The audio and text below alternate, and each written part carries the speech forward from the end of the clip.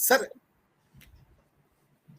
मुझे नहीं लगता कि दुनिया के किसी भी जगह पर सैकड़ों धार्मिक स्थल जला दिए गए हों सर 2 महीने में। मुझे दो तो मुझे नहीं याद आता कि मेरी अपनी जितनी मेरी उम्र है, मैंने किसी देश में इतने मंदिर, मस्जिद, चर्चेस जलते नहीं देखे जितने इन 2 महीनों में भारत में मैंने देख लिए सर।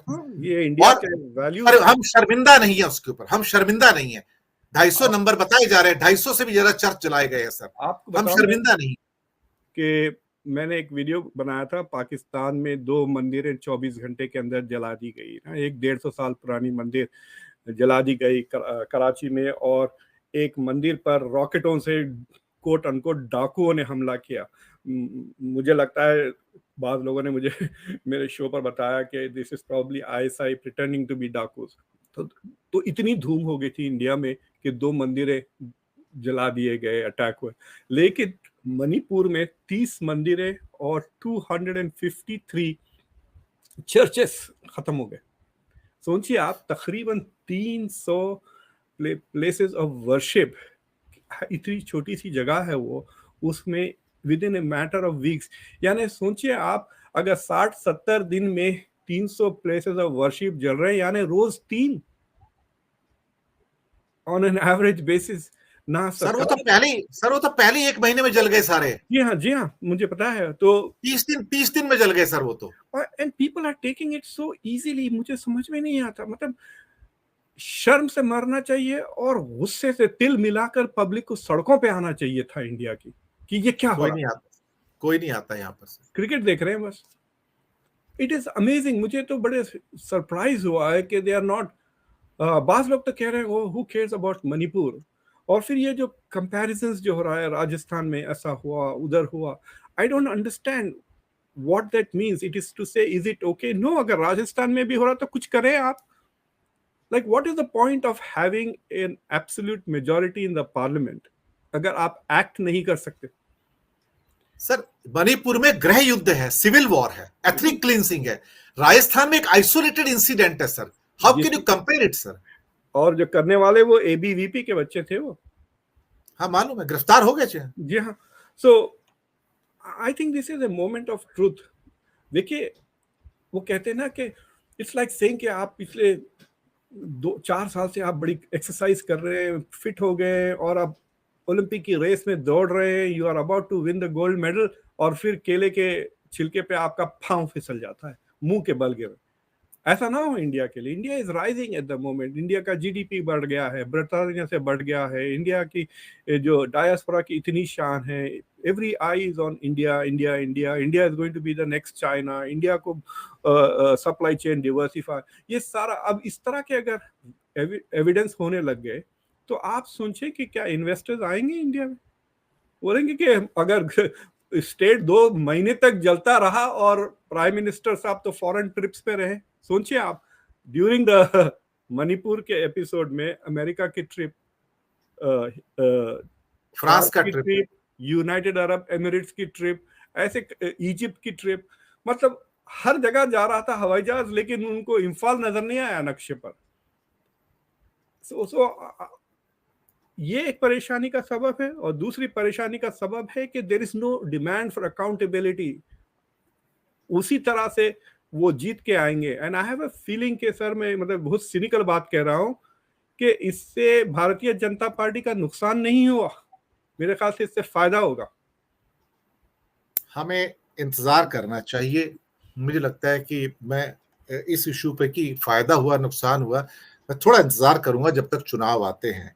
सर विदेशों में अब हम यहाँ भारत में बैठ के देख रहे हैं क्या हो रहा है, जो सूत्र बता रहे हैं, जो विदेशों से खबरें आती हैं वो भी हम तक पहुंचती हैं। लेकिन आप विदेश में हैं, आप अमेरिका में हैं, आपकी लोगों से बात होती है, आपकी नजर बहुत सारे ऐसे जर्नल्स हैं जिनके ऊपर डेली पड़ती है, चाहे अमेरिका के हों या ब्रिटिश हों, ऑस्ट्रेलियन हों, या फ्रेंच जर्नल्स हों। क्या प्रतिक्रियाएं निकल रही हैं विदेश की भूमि से, सरकार, उनकी सरकारों से या यूनाइटेड नेशन से? किस किस्म की प्रतिक्रिया है मणिपुर के ऊपर? देखिए, यूरोप से तो काफी स्ट्रॉन्ग रिएक्शंस आए हैं, और आपने उनका यू हैव आल्सो आपने उनका जिक्र कर दिया है। अमेरिका में अभी गवर्नमेंट के पास से उतने ज़्यादा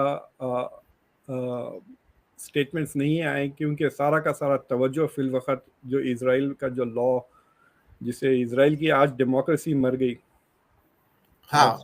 हाँ अभी जनाजा निकल रहा है इजराइल की डेमोक्रेसी का, तो उस पे बहुत ज़्यादा तवज्जो है। पिछले 3-4 दिन से president Biden is focused only on that, और they were trying to stop it, और वो नहीं रोक सके। लेकिन जो देखिए, हर सोसाइटी में एक अटेंटिव ऑडियंस होती है, यानी जो पढ़े लिखे लोग जो अवेयर होते हैं इन चीज़ से। मैं आपको एक मिसाल देता हूँ। मैं 2 दिन पहले की बात है, मैं अपनी गाड़ी पार्क करके पार्किंग से निकला। यहाँ बहुत गर्मी है, 90s में चल रहा है टेम्परेचर, ये हमारे लिए बहुत ज़्यादा है।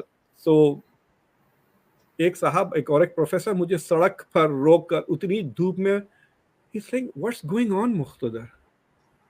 तो मुझे समझ में नहीं आया, मैं समझा वो यूनिवर्सिटी की कोई चीज़ के बारे में बात कर रहे हैं। बोला व्हाट्स हैपनिंग, टेड है उनका नाम। तो अच्छा what's up Ted, what's happening?